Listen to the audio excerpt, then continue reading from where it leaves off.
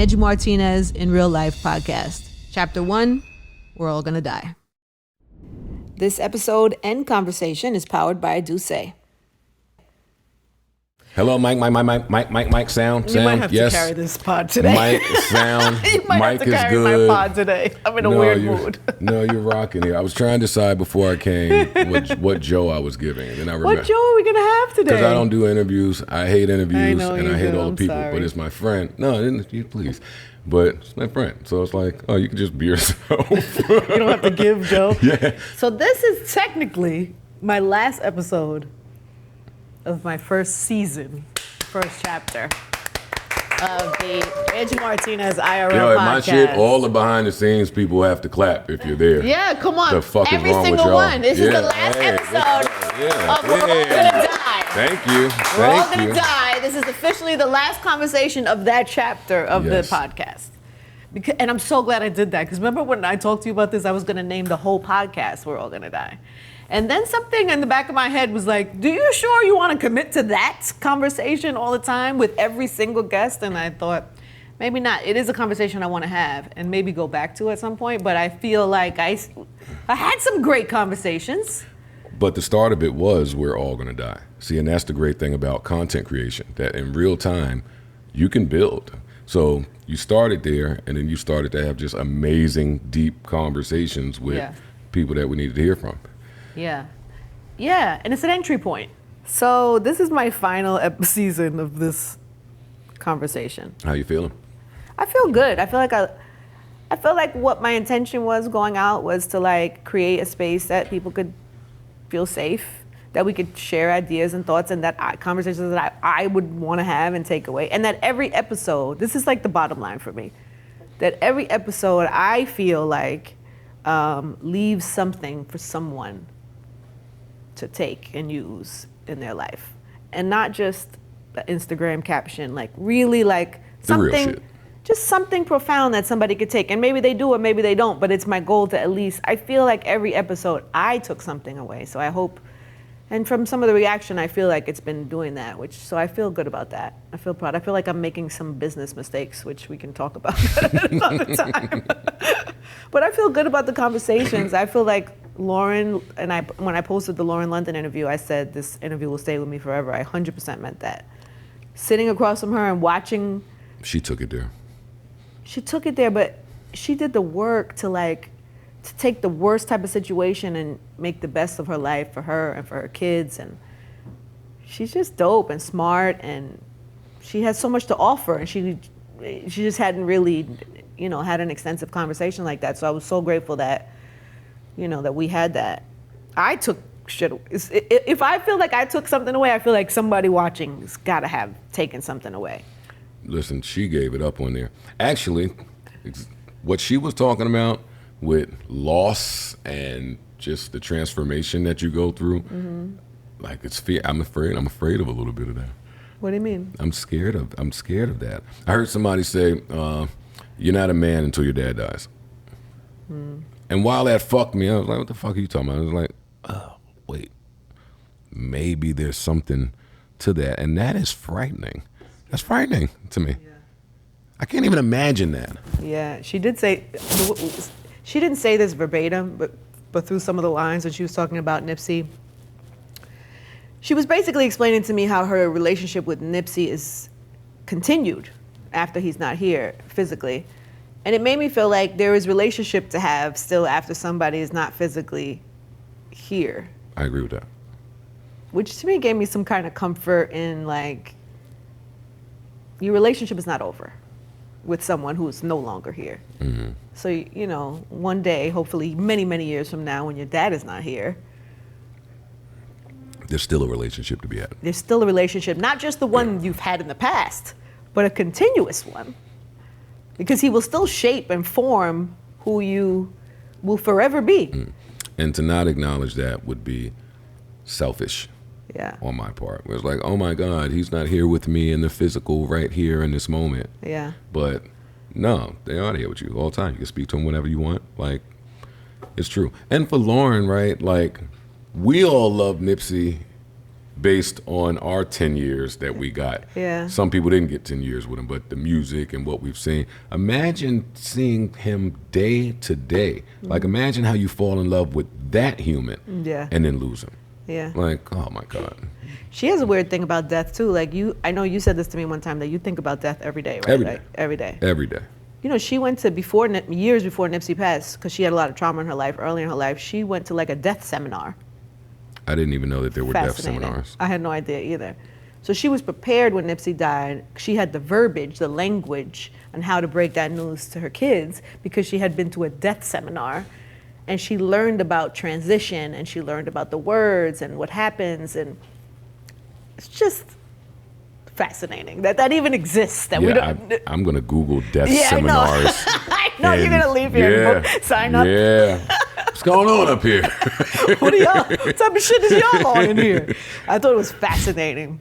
Anyway, so I got a lot from her for that. I got the other thing I'll say from the Lauren one was we talked about relationships, and she was saying that she thinks most relationships are ego driven.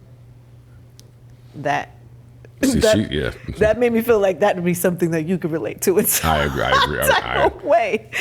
I agree with that. A lot of this shit is ego driven. Like, for me, nothing and everything and everybody, none of it matters.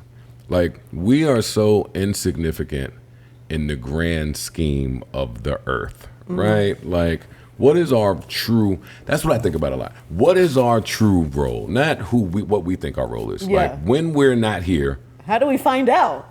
How do we know? I do think there's a way that you find out. How? And you know. Let's tell like, that's when you find, like, there's that moment in your life when you find true purpose, and whether that come from trial and tribulation, loss, whether it comes from success, whether it comes from someone else telling you, there is a moment, I think, where you figure out what your purpose is here, and even if you're wrong in what that will result to, or if it evolves and changes. But there'll be a moment where you just know. I was just saying this to somebody, like, I feel like, not to get morbid here, I feel like there are clues in your life that tell you about your death.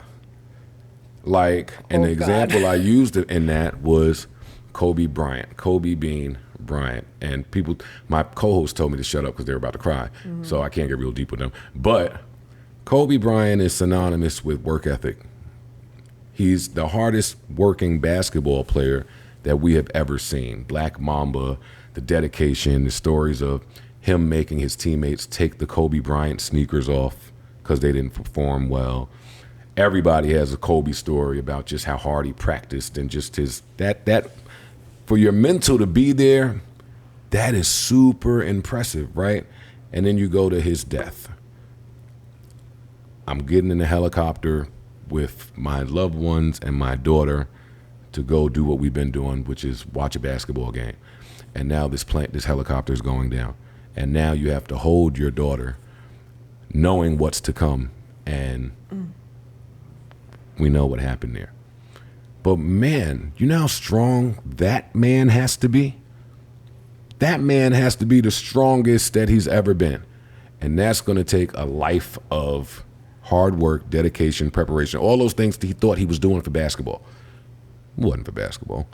Ooh. It wasn't for basketball at all. That's going to make me cry. Why would you do that? You need it, and that's what they said.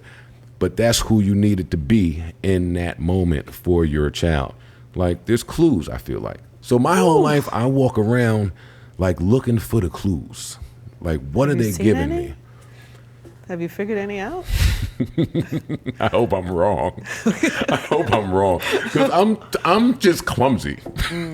Oh, God, no. Yes. No, Joey, please, let's change this. I'm clumsy, so I feel like we're not going to have that. Whatever happens with him, it's going to be like, that is a real Joe way to just... No. So I hope I'm wrong about that. Have you seen that in other... Is this a theory that you've based just on that one situation? No way. I need one more example just so I can... Because it is, you just... I need more. I need more of that to understand... wrap my brain around your how did X die? I really feel like you could do this with anybody that has died if you just know enough. X died. that overdose. He took something, but when it was that final overdose, they tried to keep him. They tried to plug him up, wait it out. But I mean, my life has been littered with this. And now in the final moment, everyone that loves me is showing up. They're outside of the hospital. They're wrapped around the block. It's parades. But it's like, this was my life. Like, where was this? Then I can't speak to it because maybe it was there. But in the final stages, you look and you're like, damn, that's always been there. It's just always existed. It's clues. It's just clues. You got to get over whatever your shit is. That's why self-improvement is important for me every day, because whatever's existing in me that I don't really have the discipline to beat, that could be what it is at the final stages. And you're looking at like, damn, if I would have just did this different, or if I would have just, if somebody would have, like, I don't want my last moments to be like that. I don't. It's so funny because as I'm reflecting on the past couple of episodes, and then I did Mary in my second episode, and Mary was talking about she had seen this movie and it was like these light beings and beings, and that's her thought of death, is that like we are these light, even here, like what we create, whatever light, whatever your light is, whatever you're doing, that you become that in death. Like you're just without the body, but you're still. Nipsey, how did Nipsey die? Standing for something. What do we know about Nipsey? He stood for something at all times. There's videos of he was in the hood. Yeah, he stood on shit. And in my final moment, you're gonna die being you. You're gonna die being you. So you got to constantly work on who you are to make sure that the stars align correctly.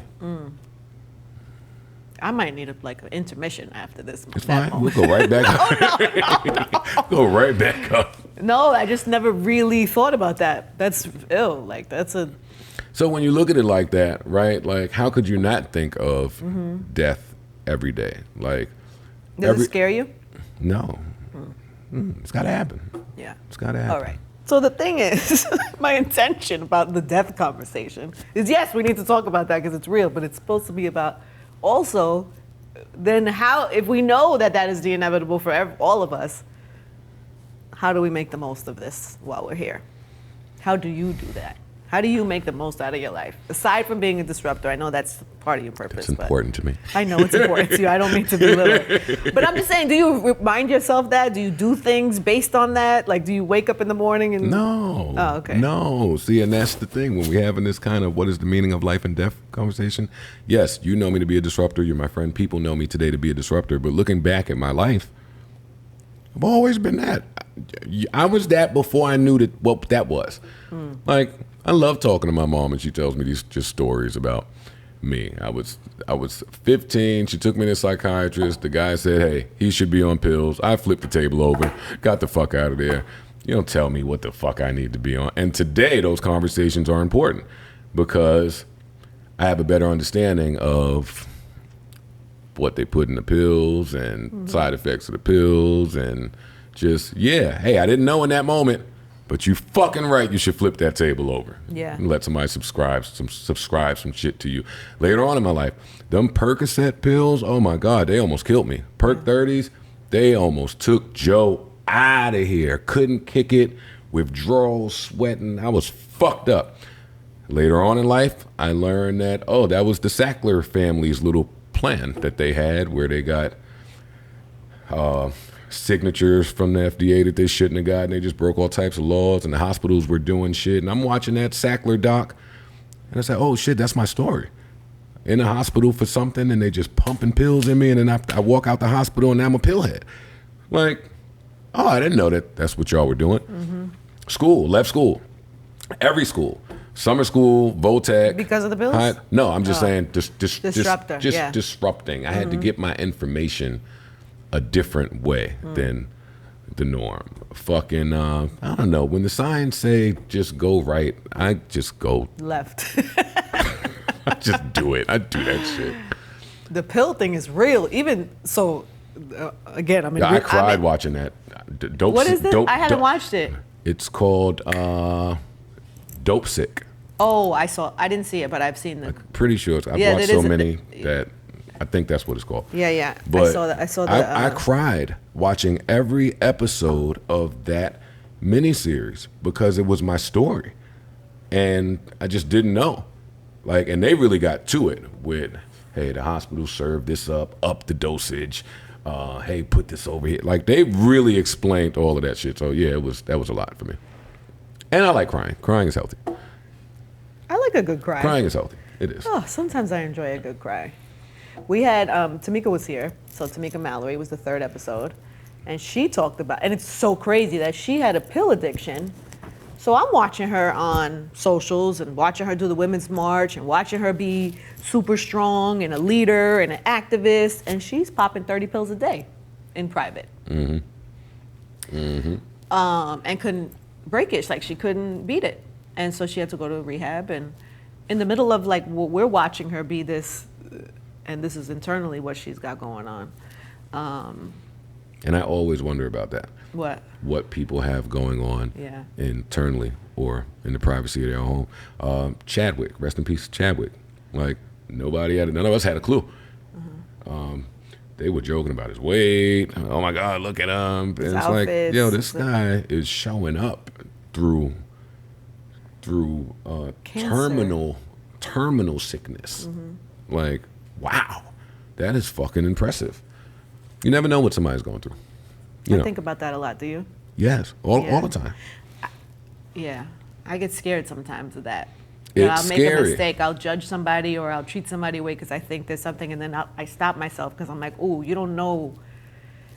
Even if somebody's like a dick, sometimes I stop myself because I'm like, something made this person that way. Yeah. So let me not treat them cruel, even though they're not showing the best version of themselves. Sometimes a lot of times I do that because you don't know what the hell what that person could be going through is 100 times worse than anything any of us have gone through. I think about that all the time too.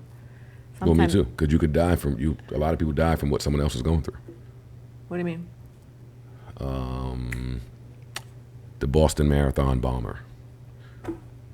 2 guys, book bags. The busiest day in Boston, they just dropped book bags, and now mad people died because of what this person was going through, or these 2 people were going through. Every day on the news, you turn something on and see, oh, you had to lose your life because of what that person was going through. Is this depressing? Not for me. Okay. not for me. Oh, please. This is great adventure for my brain. Finally, a real interview. No, it's not depressing. It's real shit. I'm going home when I leave here to watch the Netflix story about the football player who was gay, and he made up a story about his fake girlfriend, and then the media found out about the fake girlfriend. Why does this appeal to you? Why is this? Because you like the mechanics of what make people do things? Yes. Yeah. That's the most important thing in this world is why people do whatever they do. Yeah. And what was the result? When all of this happened, what happened after that? That's super intriguing to me. And apparently they fucked him up with all of that was going on. I need to see that. Yeah, I may watch it too at home a little later on. All right, so back to my thing. This is my last one. Then I move on, by the way. Did I tell you what my next one is going to be about? Maybe we could tap into that a little bit. Well, tell me. Yeah, I'm curious what you think about it. This is my thought. My next group of conversations, I want it to be about superpowers, right? Oh, great. Mushrooms. Oh, great. Finally, a mushroom pod. Yes, I'm going to launch a mushroom pod. No, it's not about mushrooms. It's the same thing. Like, it's about purpose, really, but like being able to, the same way you like the signs, the cues. I think those are superpowers. Like, when you can tap into the thing that's unique about you, like, I know you always say, like, what would Jay-Z do, right? Take him for an example. That guy's good. So what is Jay-Z's superpower? Is it because he's a great rapper? I don't think so. Not at all. Right, so I would love to dissect those type of things with people. What are those things that make you great, separate you? How do you use them in the world? How do people try to knock you for those? How did you discover them? Do they change? Back to what I said earlier about that moment in life where you find, I was saying purpose, but there comes a time where you realize what your superpower is. and now you live life differently moving forward. Like Jay-Z's the best rapper in the world to Joe Budden, but that means nothing in the grand scheme of why that man is so amazing. Like the same way they say that you can't spot CTE in a football player's brain until after they die. I think certain brains need to be studied in depth to figure out how it, and Jay-Z's mind, his brain is one of the brains for me. Really? Yes, Kanye's brain, there's brains out there. We need to look at that brain when you're dead and see how, because you are fucking amazing. I think Kanye's brain is what gets the people going. Fact. I think that's going to be the slogan on his brain. When we open it up, it's going to be like a tattoo on his brain. It's like, get the people going. Yeah, and he does. I think that like defines him. It's a I little, love watching him. No, he's fascinating. No, for sure. He put garbage bags of hoodies in Gap. I know. I know. You know the fucking brain you gotta be to fucking, because as a consumer, I'm like, so you want me to go in there and rummage through these garbage bags? But it works. You're into it. I wouldn't do it. Yeah. But you're gonna get this wave of people to go in there and rummage through garbage bags searching for their size and create this hype machine. And that will differentiate the Kanye Gap fans from the Gap fans. That's his hashtag. The garbage bag is his hashtag. I imagine his brain that goes all day.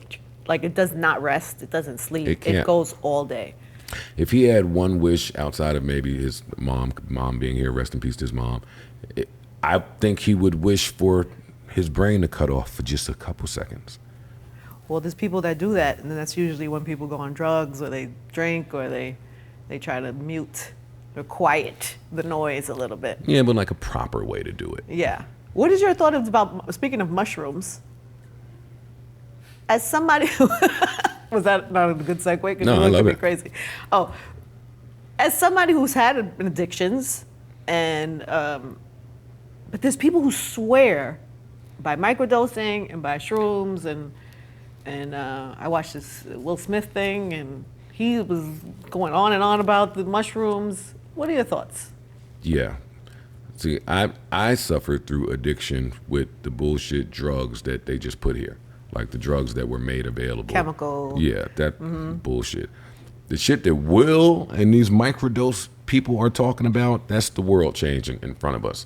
They talking about something called toad and ayahuasca and just things that are really like outer body experiences. It's been explained to me that one of them shits, I don't know what it is, really lets you review your entire life and figure out who you are in those 20 seconds to 30 seconds. That's how fast it is, and then the high is over.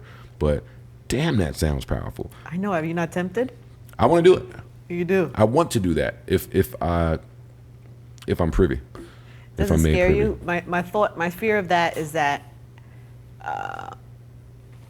it's anything messing with my brain makes me nervous. Because what if I come back and my brain is not the same? Okay. That doesn't scare you? No. Really? No, because the brain is like one of the most powerful tools in the world. So, and you sound like Neil deGrasse Tyson. I spoke to Neil deGrasse Tyson, and he explained to me why he's never done anything is because the brain is already the most powerful tool that there is. Why would you want to alter it? See, I disagree with him. I know he's a genius, but I disagree. It's so powerful that imagine an alteration of it. What could it do? That's a flawed argument. As a plane is powerful, but you could shoot it down. A bear is powerful, but you could put a tranquilizer in it. Then so what? If your brain is powerful and you put something in it that alters how it operates, all right, so let's that doesn't scare you a little bit? No, I think that this Western colony, this modern shit, they want your brain to not be altered. They want you to only watch TV, only watch the news, and only know the information that they've given you.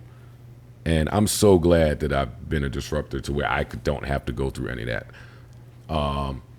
They have conspiracy theories that say what happened to all of the large bells that were all over the world in 1800. The big, huge, ding, those. ding. And there's theories that say that they've been either buried or stolen or destroyed. It was a name of the movement that destroyed all the large bells. And the thinking was because the frequencies that emitted from these bells did something when matched with your brain that had some type of healing frequency, like it did something else. So they just got rid of all the fucking bells. See, but I believe in shit like that. Yeah. Your brain, if it's so powerful, if matched with the other right thing, call it an energy, a vibration, frequency, whatever, if matched with something else, who the fuck knows what would happen? Niggas might start flying around here. That's what I think. They don't want us to fly. We should pod on shrooms and do like that would be the greatest pod of all time. Yeah, I've done it before. The silliest thing in the world. Oh, was it? Yes, it was so Did silly. did it see the light of day, or it's just buried No, it came somewhere? out. Oh, it came out. It came out. We didn't tell the audience what was going on, but yeah. Was it like a microdose though, or was like a? Oh, please. I don't know. I don't even know how to spell micro. Oh, got it. But today, You do nothing small. Today, yeah, macro, everything. But today I've learned the micro dose people have explained to me Yeah.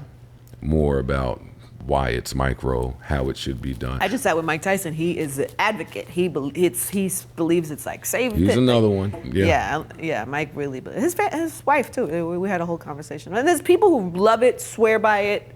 It's miraculous and. See, but even that sentence, like, because I'm old enough, like, Mike Tyson swears by it. See, that's enough for me. Mike Tyson, I know his story, killing machine, like, and who the fuck, you were scared to bump into Mike Tyson. If Mike Tyson is saying, hey, I found something that had done this to me. Yes, then the answer is yes. Then the answer is yes to this. It's not, hey, make that illegal. No, give that to all the Mike Tysons. Shouldn't we? Mike Tyson is one of one, I think. But For I need sure, to talk one to of Mike one. Tyson about his superpowers. I think. Do you know what yours are, by the way? I think I do, but I could be wrong. Give me one. Give me could- one of your superpowers. Foresight. This is foresight? Foresight. Oh, It's foresight. break that down. I think that I have the ability. I think that that God or higher power gives me visions that come to light in years. It's just happened too much. It's happened too much in my life, and it's not coming from me. I'm not that powerful, but I'll get a picture in my head, and it'll happen. I remember we used to go to. I'm full of stories today. I love this, Joe. We used to go You're to. welcome anytime. You want to come for every single one of the chapters? You can come back for superpowers. I already, in my mind, I have foresight. I already know what the third chapter is going to be. Yeah, no, this is lit. Fucking, we used to go to church. It was Christian Love Church in Irvington, New Jersey. Rest in peace to Pastor Rob. He died. But at the church, my mom became super cool with Pastor Ron because she would sit in the audience and say, wow, that guy is helping everybody out there. I wonder what he needs help with. Like, I wonder what he's going through. Like, that's who she is. That speaks to your mom's heart. Yeah. So she starts to form these meetings that take place after the church. Immediately after church, when the pastor's finished helping everybody, we get his ass in there, and it's a very intimate, small circle of maybe 8. Mike Williams came, 8, 9 people, and we just dumped it. We just dumped it all out. And I remember going in there one day, broke, and they said, oh, where you coming from? And I said, well, I'm coming from looking at this house in Inglewood. The house is X amount of dollars, and I can't afford the house. But God has always done that to me, where he makes me just see something that later will be in the book. So I went to see it. And they all laughed and they smiled. And, that's cute. And it wasn't even a few years later. It's like, God damn, God is fast. He smoked that. That happens all the time. You got the house? For me. No, because it's too cheap now. Yeah. Too cheap now. You could afford that house and other houses. Yeah. Yeah, but that's just how quick he'll do it. Yeah. If you are in tune, if your brain is of a certain frequency. These have become buzzwords that people use, frequencies and vibes and shit. But if you are really on a frequency, then you only attract what's on that frequency. Yeah. So no, I don't hear the nigga saying, "Oh, fuck your buddy, nigga." What the fuck are you talking about, nigga? I do love that about you. What do you ask God for most? What do you pray for? All intangible shit. All my prayers normally start with strength, guidance, health, determination, courage, discipline, like all of those things I ask help for. And when I'm finished with all of those things, then I get into people. Hey, pray for my loved ones, loved ones, friends, blah, blah, blah, blah, blah, blah, all those people. But it starts with, yo, thanks for the day. Tell me what you saw and give me the strength to continue further in your life tomorrow. Who knows what's coming? Like, God is my therapist. Where is love in the importance of the equation of your life or your time here? That's a good question. Thanks, Joe. Where is love in that? It's high. Love is high. Is it? I don't It's high. believe you. It's high because without love, you die. Without love, you're dead. Like, you'll kill yourself. So it has to remain high. I don't mean romantic love. I That's just what mean, I'm saying, yeah, okay. Oh, I wasn't talking about romantic love. Yeah. You mean romantic love. Oh, that's not high. It's not high, That part is not. really. Some High. people it is. Some people can't be happy without being in love or whatever that means for them. Having a partner. I would like companionship, and I would like to be loved by whoever that person is. But love as a whole is just like the important part for me. The love of my children, my parents, my friends, my family. Like, the romantic part, that would be awesome. But I just want the regular version of love. Like, whatever that is. That's enough for me. Do you think them to be the same? Like, do you look for, like, in a romantic partner, that type of, like how Lauren London was talking about how, like, relationships are ego-driven. She was like, two people should just feed off each other, inspire each other. I look for a love that, because love is selfless, right? Like, I look for people who their idea of love is compatible with mine. Like, it's tough to separate people from love. And a lot of people have that problem where it's just a very selfish version of love. And that doesn't serve me. I enjoy watching, as your friend, I enjoy watching you in love. Yeah? Yes, because you have such a unique way of doing it. Okay. I don't know how to explain it, but like, even you and Sin, like, and before that, I've seen you in a few relationships. No, but you're very kind of like, you enjoy the person and encourage the person and almost want to put the person on display in some type of way. Like, you. I'm proud. Yeah. I'm proud of people and whoever they are. And it's like an unconditional love type of thing. I know some people say that doesn't exist, but like, when I love, like, I love and feel like everybody should love this person. Why y'all don't love her? But even in what that, happens when the relationship's over? I still love the same. You do. I love the same. See, and that's why I don't look at it like a romantic type of thing. Like, Sin's the mother of my baby, of course, but like, I probably love her more in separation. Really? Her role is so much greater than whatever I thought it was with me. Like, what type of selfish? See, that's the ego, selfish shit again. Like, this person is in your life for a grand task. You are insignificant. Like, how she treated me. Oh, you called the guy. I was like, what the fuck are we talking about here? This woman is raising your king along with you. Some of her beliefs, ideologies, teachings, all that shit has to go. It's a funnel. That's the important shit. I don't care that we fucking broke up. I say that to my kids about, the importance of choosing someone I always tell my kids, like, if you choose bad friends or you choose bad relationships, it can literally ruin your life. Like, it can literally make you the difference between having a good life and a happy life, even if you're not going to be in the relationship. Yeah. The mother of your child. Like, you did good. I say it every day. You do, yeah. Because I think about it every day. Mm-hmm. That's how important it is. Does it make you sad that a relationship doesn't work? Or no? Well, no, because our relationship does work. Oh, right. Okay.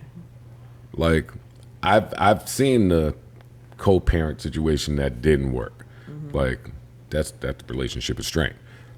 Our romantic relationship didn't work. But I mean, today I don't know if it was supposed to. Mm-hmm. Like, I'm 41, she's 28. Like, I just don't know. Mm-hmm. But our relationship is, our souls they do something. Like, she understands me and I understand her. Maybe that doesn't work for romance, but for whatever our purpose is, yeah, no, that shit works. Mm.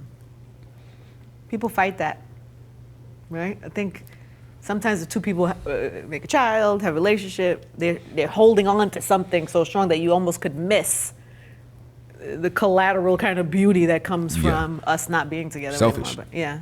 That's the ego. Mm-hmm. Ego and selfish say, hey, I saw it this way, I think it should be this way. Mm-hmm. I enough of that. Why did this really happen? Like, and what's to happen moving forward from here? Mm. Like, I see horror stories on the internet of people fucking dragging their baby daddy, baby mom through the mud. It's violence, it's cursing, it just be a mess. And you just be like, well, what about the kid? Like, is anybody putting their ego to the side and thinking about the kid? Like, Sin and I don't go through any of that. Like, she's great. I can't, if I wanted to say a bad word, I couldn't say a bad word. Like, that's how great she is. That makes me happy. Yeah. That's dope. Anyway, I wish for that for you as your friend, that you find that again. I like seeing her. I hope so, but I mean, it'll be a process because of I am who you said I am. Like, when I'm in love, I am a giver. I am a acts of service. I am a caretaker. I show up. Like, I do it all. So, I mean, patience should come with that because you can't be that way with just the Insta-thotty or the fucking bartender. You love an Insta-thotty, though. Let's be honest. Well, I'm a visual guy. I like a good visual. Oh, God. I think most people could appreciate a good... I always say you like a good hip to waist yes, ratio. That's important for me visually. I'm a contrast guy. See, I know that about me. If I wake up and put a yellow shirt on, I might want to wear dark pants. Like, I like contrast. Right. It's important in life. Well, as long as you know yourself. Oh, shut up, man. I feel like she's dissing me, but she's so good at it that who knows? Who knows? No, it's not dissing. It's just making fun of you. It's just making a little bit of fun of you. It's fine. Let me ask you some of my traditional things that we like to ask as we're wrapping up the We're All Gonna Die segment of the In Real Life podcast. Shoot. Let's run down some of the things that we ask. Traditional things. Well, because there are some things that I asked. Like, I think I've asked everyone in this series. It's the Steve Jobs thing. If you knew today was going to be your last day, would you do what you are doing today? Would you have woke up and decided to do this today? I would have done it earlier. What do you mean? We would have done this at 7 a.m. Oh, you would have changed the time? Yeah. Yeah. So that what? What would you do on your last day if this was going to be your last day? Whatever I wanted. I would keep it to me. Oh. Whether that be rest, sit stationary somewhere and make the phone calls I needed to make. Mm-hmm. I don't think I would do much. I don't think I would do much. Wouldn't be much activity. It would be chilling and it would be reflection. Mm-hmm. I think that's what your last moments are like. Like, it's time to reflect on the job you've done here. That's what I would do when I leave you. I wouldn't cancel you. Thanks. Thank you. Oh, yeah, why would I do that? You're one of the people that I want to... Oh, wow. But I love that you would want to hang out with me. That's very nice. What do you think happens when you're not here anymore? What do you think happens when you die? Have you thought about that? Mm-hmm. Mm-hmm. Curious? I have a lot of theories on this one. Honestly, because, right, like, I believe that we're just dead here. Like, just our physical. That was my other fight with Neil deGrasse Tyson. It's tough talking to people that are that smart. Really smart. I love smart people. It's tough talking to them. It's great. Because I'm an artsy guy. Like, Yeah. I'm on the unknown side of things. So he's like, there's nothing in the world that would say that resurrection or life after death is a real thing. Everything says that it would be like, what did he say?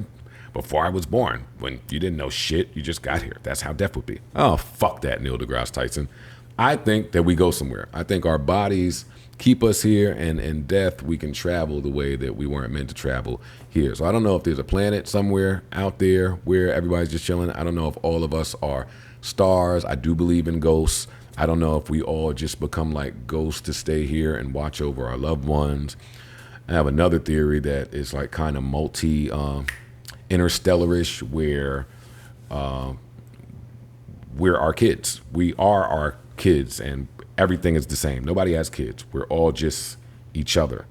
And you get here to see yourself through a little bit, but then you get out of here, and now that's you. Maybe your kid's not your kid. I have a mad weird just thoughts. Array. Yeah, on this. I have another theory that says we get a shot at being every living thing here at some point. Like, we'll die, we'll be an ant, we'll be a goat, we'll be a cow, we'll be a plant, we'll be a tree, and that's the cycle of, so we just get to be everything. Like, I know I'm freaking you out right now. No, you're not freaking me. Nothing freaks me out. I'm just saying that just stuff. fascinating. I never That thought about stuff is that. fascinating to me, because this stuff, again, I truly do believe is all insignificant. All of this means absolutely nothing. So what do you care about? What is the one thing you have to do before you leave here? The one thing I have to do before I leave here.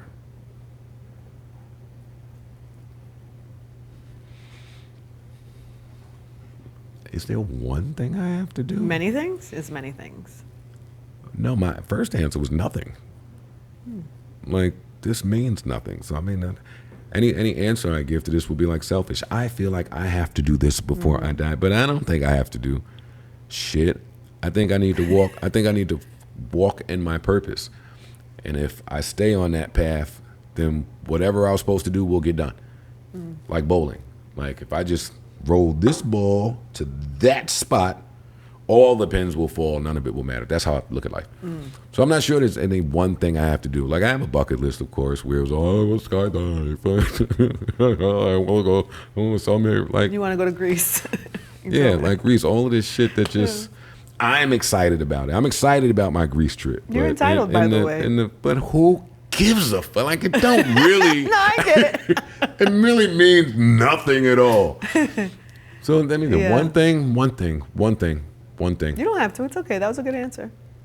I would want a conversation with my loved ones. Just, if I knew that tomorrow was it, Yes. I would just want a conversation with whoever my loved ones are that are left at the time. You know that's what made me think. You made me think of just now. Before my grandparents both passed a couple years ago. 2 years? No? Year? I don't know. I'm terrible with time. My grandparents both passed. Before they died, I had this thought, and I even had conversations with people. I was like, I want to do like a legacy interview video with my grandparents, where I asked them what their challenges were in life, what they're proud of, like these conversations. Imagine being able to have That's this fly. conversation with your grandparent, your great-grandparent, whoever the elders are in your family, that you could then not only have it for yourself when they're gone, but pass that down to your children. That's super fly. So that their legacy is like just a legacy video forever to have. And I so regret, because I said it a couple of times and I just never got it done. And then all of a sudden they were fine, and then they weren't. And it happened so fast. Even sometimes parents or older people that I know in different families, they're mentally not even there anymore to have those extensive conversations. If you have elders in your family, what a beautiful thing to be able to do. Not just for yourself, but as like legacy. It's funny you say that. I've had that thought before. When my dad's dad was dying, and he was just like the strongest man that any of us ever knew. But when he was dying, in my head I was like, yo, I was in a studio one time. I was like, yo, I don't have his voice recorded. Like, so I called him from the booth, and he wasn't feeling well, but we had a little quick conversation. I put it on the beginning of a song, and that was the end of it. But to further that, I wanted to do what you were saying. I wanted to sit him down and kick it, like interview. I wanted to record it, but I didn't because it was selfish. So I didn't. I felt like, shit, after 90 years, yo, just have a blast the way you see fit. Let me not come shove a camera in your face. So, tell me about the time. Tell me about, like, no, I think I didn't want to do that. No, but I think people want to be seen. I think part of our legacy is like, you want your story to be told. I think my grandparents would have loved it. I think I regret not being able to do that. Maybe somebody else will get the idea from this and do it and have that forever. Yeah, and maybe somebody will do it to you. Yeah, if I'm lucky enough and I'm 90. When I'm 90, I ain't gonna hold you. Don't send this camera crew in my putting the lights up with the mic. I want them to. If I see you niggas at 90, I want you to come to my house because I'm gonna be all Quincy Jones with it. I'm gonna tell everything. Quincy. Like, oh, him. He was always a piece of shit. I want to talk all that crazy shit at 85, They need to 90. let Quincy talk, yo. His granddaughters need to let him talk. Tell us. Tell us. Quincy is our idol. Nah, Quincy gives it up in the I interviews. wish to be that. I want somebody to put a camera in my face when I'm that age. So Anybody that knows the truth, like, should just share the truth before they go. This is what I'm saying. We should do that. I watched some shit on the way here because I'm always watching some conspiracy theory shit. It's one of these little white kids that looks young, but he's like, "Hey, what if I told you the Titanic never sank, and that J.P. Morgan had another boat called whatever it was called, and it was a rundown bullshit boat, the Titanic, the Immaculate or some shit, right. And he wrote the Titanic on that and sank that for insurance. What if I also told you all of his biggest competitors were on the Titanic when it ships? Like, hey, that's a good fucking plan. Somebody should have told us the truth before they died so we could have that. I think people deserve the truth. 100%. Let Quincy talk. We're going to start a petition. Nah, for real. Maybe Quincy will do the podcast. Superpowers podcast. Yo, if you talk to Quincy, they're not gonna let him talk to anybody. No, they'll just want to see the questions first. You can ask Quincy some normal shit. He might give it up. He might give it up. Oh, I adore you. I can't wait till you speak to people about this superpower stuff. I will anybody that you want to see? Because I booked a couple people. Told you. Oh, besides Quincy, but I booked a couple people. I don't know if we should say yet, but. See, I like the older OG type of people. I would want to hear from, who's the guy that just lost his wife? Clarence Avon. What's his name? Yeah, I'm like those type of people that are just well tenured here, been here forever, has seen this change a million times. Like, and that's the thing about me not putting the camera in my grandfather's face, right? Because it's really the little things that's important. Just like peace and the things we take for granted, laughing, speaking, even this. Like, I am so grateful that I woke up and got to come here and sit with you and speak to you. Nobody else probably thinks that is as important as it is to me, because it's the little things. I'm on a tangent now, but I love you. But yeah, that's where I'm at. So help people figure out their superpowers. Yeah. I think that might fuck people up, because who even thinks that they have superpowers? Everyone. I think everyone does. This is a great dinner conversation, by the way. If you're at a dinner with a group of friends, like, this is how it came to me. I was at a dinner. You think I have a group of friends that I go to dinner with? One me. And okay, yeah. like the one other friend that you have. That's a group. That's a group. We found a group. No, don't do that. You socialize sometimes. This social button happens every now and then. If you're at a social setting in a dinner, I went to a friend, shout out to Emmett and Sheila. I was at a friend's birthday dinner, and Emmett said, it was a conversation at the table. Like, if you had to say what you're and it was so interesting. I feel like people who had been in their presence 10, 20 times before, hey, how are you? Good to see you. Small talk. All of a sudden at this dinner, I got to know people in such like a different, deeper way when you get to see how people view themselves. I like one of the women at the table was like, well, my superpower is that I'm kind and that I want the best for people. and she's a mom of like 4, and it made sense when she said it. But it just makes you see people. It's really any of the topics that I make for the podcast, it's just an entry point. Mm-hmm. It doesn't mean the whole conversation. We didn't talk about death the whole conversation. No. It's just an entry point to get to know people in a different type of way. The superpower thing is dope. Superpower is good, right? Because I think it's telling. Like what you think your thing is, and how you use it, and how you found it. Yeah, and what are you about to do with that? Since you believe you have it, let's see. Yeah, what are you gonna do? Mm-hmm.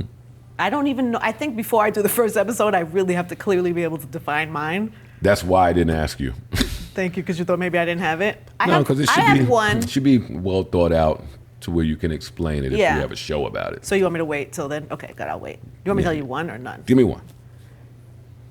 I am extremely empathetic. Okay. That's a superpower. It is. Because people think they are, but they're really not. We're judgmental people. People are judgmental people. And I can be too, but I tend to put myself in other people's... Everyone's shoes. all the time. It doesn't always serve me. It doesn't always serve me. Sometimes it's exhausting. Mm-hmm. But it is a superpower. Yeah, because that's depends draining. how I use it. That's draining. Yeah, but how do you use it? Then if you use it for good, then it's a good thing. Are you using it for good? I try. Okay. No, you're great. I'm just trying to spice it try. up, but nobody thinks that Angie's not using it for good. No, I try. I'm not perfect. I do dumb shit like everybody else, but I try. But I will have that thoroughly thought out by the time we have the first episode of that chapter. Well, and I'll have you back on for another chapter. If I'm blessed enough to come back, I would love that. Awesome. And I'll probably have figured out more superpowers. Okay. Perfect. Thank you, my love. Thank you, Angie. Joe Budden, Love everybody. Everybody clap. Everybody better clap. Doesn't it feel better when we all do it, right? Feels good.